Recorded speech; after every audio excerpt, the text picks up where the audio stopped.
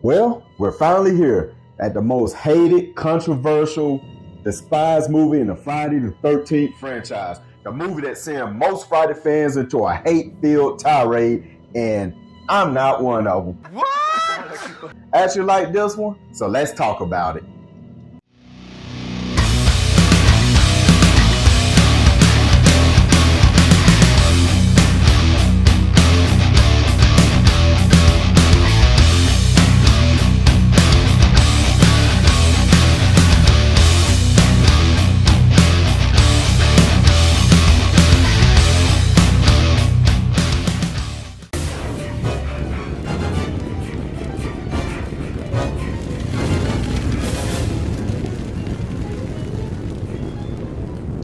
Welcome back to the channel, and today I'm going to continue my review of the Friday the 13th series where Jason Goes to Hell the final Friday.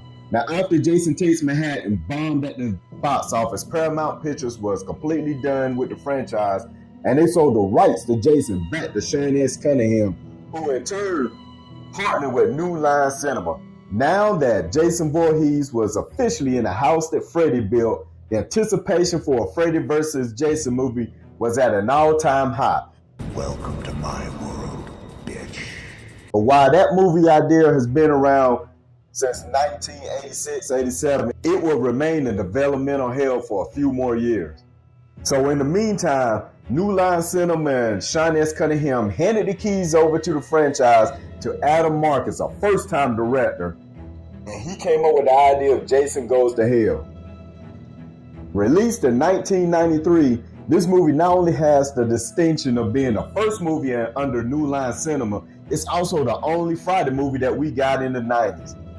But before we continue on, if you haven't done so already, go ahead and hit that subscribe button, like, share my video, help me get out to more people. It will help this channel grow tremendously. And also, if you want a vastly different opinion on this movie, go on over to my good buddy's channel, Toe Tag Reviews. I will put a card up somewhere up in here, and I'll also put a link to his channel in the description below. He has already finished reviewing the entire Friday the 13th franchise, so go on over, let him know I sent you, check him out, see what he has to say about this movie. And for a disclaimer, this review is based off of the unrated version. Little background, I was a little late to the party watching this movie when it first came out. I remember how bad people said it was, so I had no interest in watching it, especially when they said Jason really was not in it.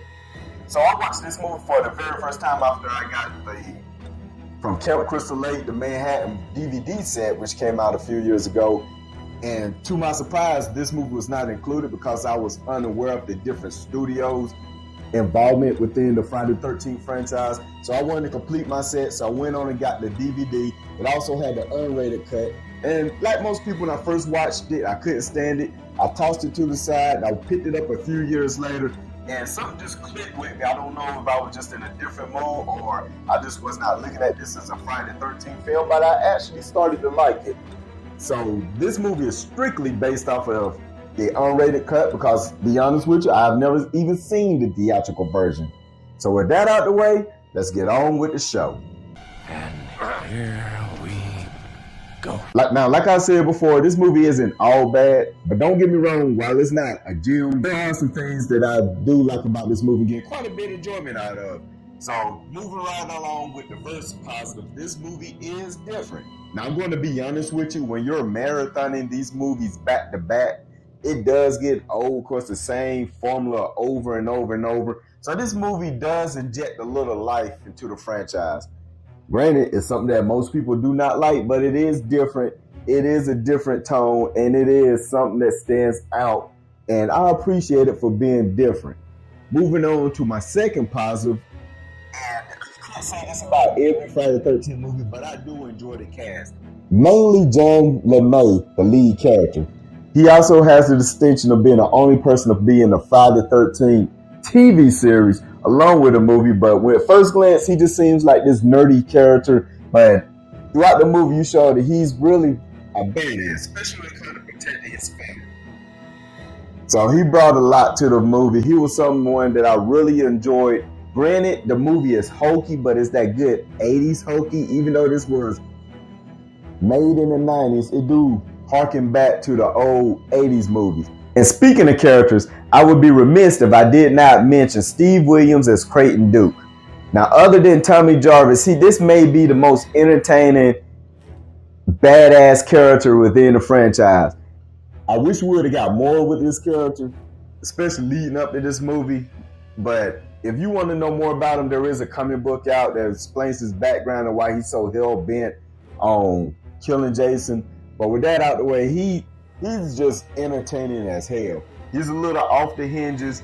He's not really all there. But at the same time, he's very, very entertaining. He's probably the biggest highlight of this movie, other than my next positive, the gore. Now, the gore and body horror of this movie is fantastic. Like I said, I've only watched the unrated version, but what K&B was able to do was almost Cronenberg-like, especially with the body horror where after Jason leaves the house and they show the one guy, Deputy Josh, I believe, they show him melting. It is awesome. And speaking of awesome kills and gore, this has one of the best kills in the whole franchise where the couple is in the tent, the girl is on top of the guy, and all of a sudden Jason takes a tent pole, slam it through the tent through her, and not only do it come through her body, but in the unrated version, he slings it up and slices her in half like bread. All the kills in this movie is okay to great, and it's definitely the biggest highlight of this movie. Moving right along to another positive, I do like the fact that they hint that Jason is a Deadite. Throughout this movie, you do see little hints from the Evil Dead franchise, like the Necronomicon, the Book of the Dead, and also the Condagoran Dagger. So it actually makes sense, especially when there was supposed to be a sequel to Freddy vs. Jason, including Ash. Even though some people really don't like this perspective, if they was to go that route, it would be a nice way to include Ash. It makes perfectly good sense why you cannot kill Jason, even though we can have a discussion about the slug thing. But by Jason being Deadite, and then when you go in deeper lore with some of the comic books, and even with Tom McLaughlin's fan film, it hints that Pamela Voorhees, in order to resurrect her son, she did turn to the Book of Dead to bring him back to life, and this is what we get. So I do think that was a good inclusion to the franchise, whether most people like it or not. And moving right along to my last and final positive, we have to talk about the ending of this movie. Like I said earlier, the thought of Jason versus Freddy was at an all-time high, and we did think that was going to be the next movie, because when Freddy's glove comes through the ground, grabs Jason's mask and bring it back to hell, I know people back in the day that went to go rent this movie just to see that scene.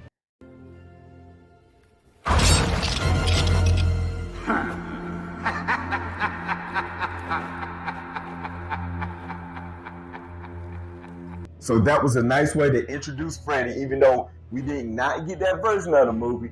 But even though a lot of people left this movie in particular disappointed, they were very excited for the future. But that's all I have for the positives. And like I said, this movie is far from perfect. But moving on to my one and only mixed aspect, and that is Jason and his look. By this being a Friday 13th film, Jason is probably in this movie in his normal Jason form, meaning 1.5 minutes, maybe a good 6 to 8 minutes. So that, when you look at it as a Friday 13th film, is already negative. And then another mixed aspect, I'm torn on the look of Jason. While I do think it's cool that the mask is kind of embedded in his skull, but on the other hand, his head kind of look like a swollen grape or something.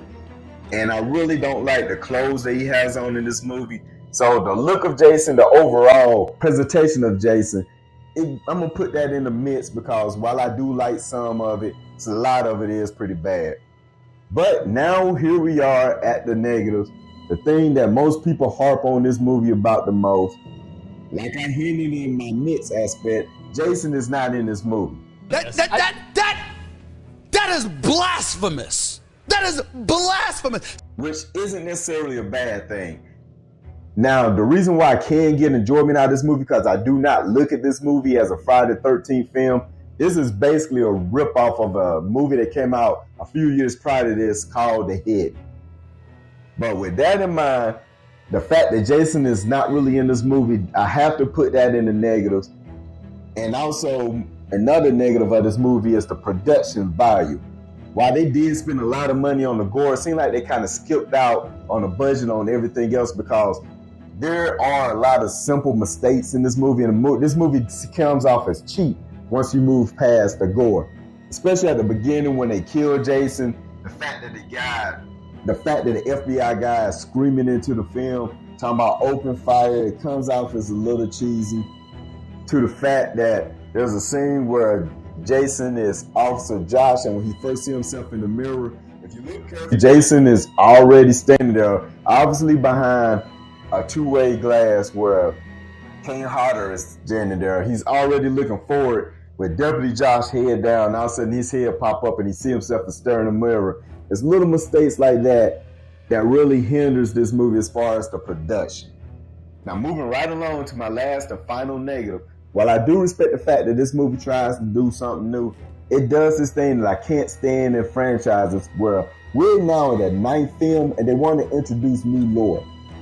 It makes absolutely no sense. Throughout 8 movies, it's never mentioned that Jason has a sister. No, don't like that.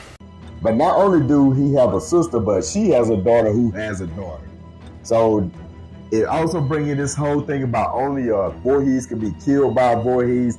And it comes out of left field, even though it would have been okay if they would have added this like in the 6th Friday the 13th film after he became like zombie Jason, and said the only way to truly put him down is through the hands of Voorhees. But the fact that this come out of left field, the 9th movie, with no explanations, it is a negative in my view. Now, before I give my verdict, like I said before, if you're a person that just a diehard Friday the 13th fan and come to this movie to see Jason, by no means would I try to convince you that this is a good movie or something that you really should pick up or give another chance, because it completely does not fit the franchise. But if you can go into this movie, shut your brain down, look at this for what it is, a cheesy, gore-filled horror movie.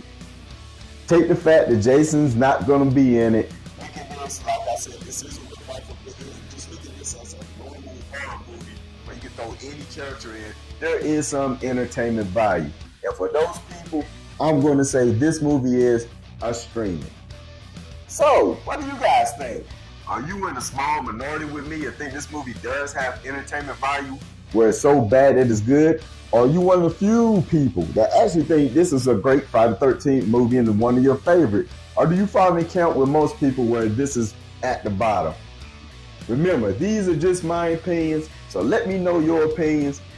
Put your thoughts in the comment section down below. And if you made it this far, please go ahead and subscribe to the channel. Help my channel grow. And don't forget to go over to my good buddy Toe Tag Reviews and keep your eyes open for my next video.